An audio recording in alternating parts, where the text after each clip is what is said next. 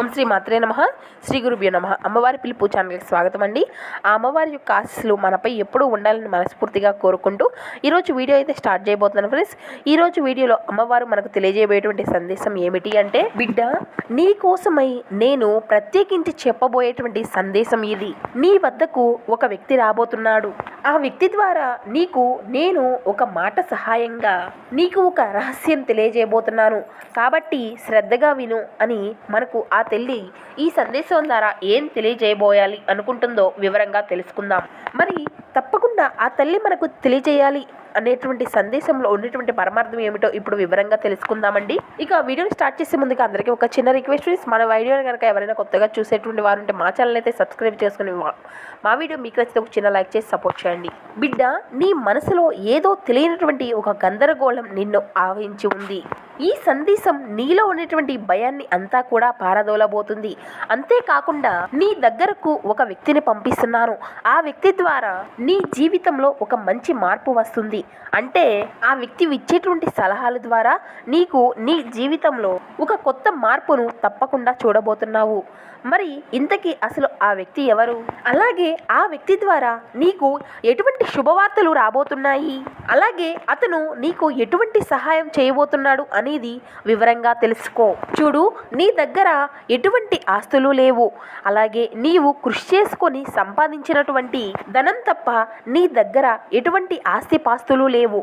అయితే అతి త్వరలో నీవు కోరినటువంటి ధనం నీ వద్దకు చేరబోతుంది. అంటే నీవు చేసినటువంటి కష్టానికి ప్రతిఫలాన్ని నీకు అందివ్వబోతున్నాను. నీవు పడినటువంటి కష్టాలు, బాధలు ఏవైతే ఉన్నాయో వాటిని అన్నిటి నుండి కూడా నీకు విముక్తి అయితే లభించబోతుంది. కానీ ఖచ్చితంగా నీ జీవితంలో అద్భుతమైనటువంటి ఫలితాలను నీవు చూడబోతున్నావు అనే చెప్పుకోవాలి. ఆర్థికంగా నీవు మంచి విజయాన్ని సాధించుకోబోతున్నావు. మునుముందు రోజుల్లో నీవు మంచి అవకాశాలను అయితే చేజింకించుకోబోతున్నావు. అంటే నీ జీవితంలో ఇది వరకు ఏవైతే ఫలితాలను చూడాలి అని నీవు ఆశపడుతూ ఉన్నావో అటువంటి ఫలితాలనే నీవు చూడబోతున్నావు. ఒక రకంగా చెప్పాలి అంటే చక్రం తిప్పబోతున్నావు. అంటే ఒక రకంగా చెప్పాలి అంటే నిన్ను అవమానించినటువంటి వ్యక్తుల ముందే తలెత్తి గర్వంగా నిలబడేటువంటి రోజును నీ ముందుకు తీసుకువస్తాను. కాబట్టి నీ యొక్క ఆత్మవిశ్వాసాన్ని నీవు కోల్పోకుండా ఒక్కొక్క క్షణంలో మంచి మంచి నిర్ణయాలను తీసుకోగలుగుతున్నావు. ఇది నీ జీవితంలో ఎంతో సాహసోపేతమైనటువంటి ఒక గొప్ప విషయమే. ఎందుకంటే ఏదైనా ఒక నిర్ణయం తీసుకోవాలి అంటే ఎంతో ధైర్యం ఉండాలి. ఒక చిన్నపాటి భయము అనేది నీ లోపల ఉండేది. కానీ అయితే నాకు నా తల్లి అండగా ఉంది, అంతా కూడా ఆ తల్లే చూసుకుంటుంది అని చెప్పి నిర్ణయాలు అనేవి నీవుగా తెలుసుకోగలుగుతున్నావు. వాటిలో నీకు లాభాలు రాని నష్టాలు రాని ఎటువంటి ఫలితాలను అయినా కానీ నీకు అందివని, సంఘంలో వాటి వల్ల నీకు ఎటువంటి పేరునైనా రాని, నేను మాత్రం చేసేది అంతా కూడా నా యొక్క కుటుంబం కోసమే అని సవాళ్లు విసిరేలా కాలానికి జీవితానికి ఇప్పటి వరకు నీ యొక్క సాహసోపేతంగా ఈ యొక్క జీవితాన్ని అంతా కూడా నెట్టుకు వచ్చే విధంగా నీ జీవన పయనాన్ని కొనసాగిస్తూ ఉన్నావు. నలుగురితో గట్టిగా మాట్లాడగలుగుతావు. నలుగురితో ఏదైనా విషయాన్ని ముక్కుసూటిగా చెప్పగలిగేటువంటి తత్వం నీది. మంచేది చెడేది అనేటువంటి అవగాహన కూడా, అంటే ఇతర వ్యక్తులకు కూడా ఆ యొక్క భావన అనేది కలిగించే విధంగా శక్తి సామర్థ్యాలు అనేవి నీకు మెండుగా ఉంటాయి. మరి ఇంతగా మంచి అంటే అన్ని విషయాల్లో కూడా తెలివితేటలు జ్ఞానము ఉండేటటువంటి నీకు మరి నీ యొక్క కుటుంబ విషయానికి వస్తే చిన్న పిల్లవాడిలా మారిపోతూ ఉన్నావు. నీ యొక్క ఆలోచన విధానము అంతా కూడా నా యొక్క కుటుంబ సభ్యులకి ఏది ముఖ్యమో కాదు, అలాగే నేను వారికి ఏది అందించాలి, నా తల్లిదండ్రులు నన్ను కన్నారు, చక్కగా వారి యొక్క కళను నెరవేర్చేటువంటి అవకాశాలను నేను ఏ విధంగా పొందాలి అని చెప్పి వారి యొక్క కళను నెరవేర్చేందుకు, వారి యొక్క సంతోషాలను నీవు చూసేందుకు అన్ని విధాలుగా నీకు చేతనైనటువంటి పనులు చేస్తూ ఉన్నావు. ఎంతో కష్టపడుతూ ఉన్నావు. అన్ని విధాలుగా వారిని సంతోష పెడుతూ ఉన్నావు. ఇంకాస్త మరింత వారిని అంటే నీకు ఉన్నంతలోనే మరింత సంతోష పెట్టడానికి, వారి యొక్క సంతోషం కోసం ఇంకాస్త అభివృద్ధిలో నీ యొక్క జీవితాన్ని చూడాలి అని అనుకుంటున్నావు కదా. ఇది అంతా కూడా మానవ నైజమే. ప్రతి ఒక్కరూ కూడా కోరుకునేటువంటి కోరికే. ఈ జీవితంలో నీవు ఒక్కరివే కోరడం లేదు. నీ జీవితంలో అన్నీ కూడా ఒకదాని తర్వాత ఒకటి సమస్యలన్నీ దాటుకుంటూ కూడా ఇంతవరకు వచ్చి ఇక్కడ నిలబడగలిగావు. మరి ఇది వరకు ఉండేటువంటి సమస్యలు కానీ, నీ యొక్క బాధలు కానీ, కొన్ని చిన్న చిన్న మనస్పర్ధల కారణంగా కొన్ని బంధాలను కూడా నువ్వు దూరం చేసుకుంటూ వచ్చావు. కానీ తిరిగి మళ్ళీ ఆ యొక్క బంధాలను నీవు దగ్గర చేసుకోవడంలో కూడా నీవు విఫలం చెందావు. కానీ ఇప్పటి నుండి నీ జీవితంలో ఈ విధంగా ఉండదు. మళ్ళీ నీ జీవితంలో నీవు పోగొట్టుకునేటువంటి బంధాలను తిరిగి ప్రారంభించు. అంటే జీవితంలో ఉండేటువంటి అనేక రకమైనటువంటి దరిద్రాలను అన్నిటినీ కూడా తొలగించుకో. అది కూడా ఒక వ్యక్తి నీకు ఇచ్చేటువంటి సలహాల ద్వారా వారి యొక్క తిరిగి నీ బంధాన్ని నీ జీవితంలోకి నీవు స్వాగతించబోతున్నావు. ఇదే నిజం.